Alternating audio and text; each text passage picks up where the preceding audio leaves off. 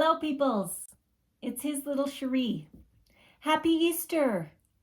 I have an Easter story to tell you. Are you ready for an Easter story? It's the story of my sourdough bread. Some of you know that I make sourdough. Well, I didn't realize until this weekend that every time I make a loaf of sourdough bread, I'm telling the Easter story.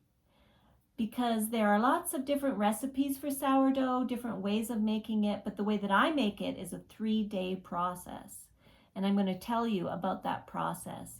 I'm going to use the weekend as an example so that you can see a correlation between what it takes to create my sourdough and what Jesus did Easter weekend. So Thursday is the day of preparation. It's the day that Jesus had his last meal with his friends, went to the Garden of Gethsemane, was arrested. And Thursday is preparation for my sourdough as well. It's the day that I feed my starter, and then Thursday evening I create what is called a sponge with starter and flour and water, and I leave that overnight. And then the next day is Friday, Good Friday, and that's the day that Jesus was tried, crucified, the day he died and was placed in a nearby tomb. And Friday is the day that my sourdough goes through a process of being kneaded all day long. It grows and expands, and then I knead it again every 30 to 40 minutes for about 6 hours.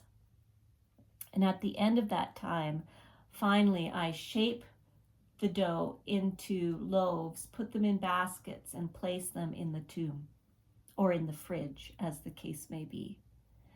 And then it sits in the fridge all the next day. All day Saturday, it rests. It proofs in the fridge. And that's what makes the sourdough awesome. The next day is Sunday, resurrection morning, the day when Jesus rose triumphant over death. And Sunday morning is the day that I take my sourdough out of the fridge. I cut a design in the dough with a razor blade before I bake it, and then I put it in the oven. And when it comes out of the oven, the cuts that I have made in the dough create a beautiful pattern. And just as Jesus rose from the tomb with the scars of his suffering still in his body, beautiful scars, eternal trophies of what his love did for us. And so I love to think about the correlation between the process of making my sourdough and the passion of Jesus. And every time I make a loaf now, I'll be thinking about that. And it will be a form of prayer. Jesus said, I am the living bread that came down from heaven.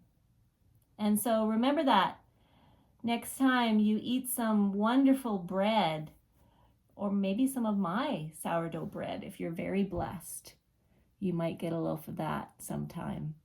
Anyway, that's the story. Thank you so much for listening. I really appreciate it. Have a blessed Easter, everyone. Love you. Bye-bye.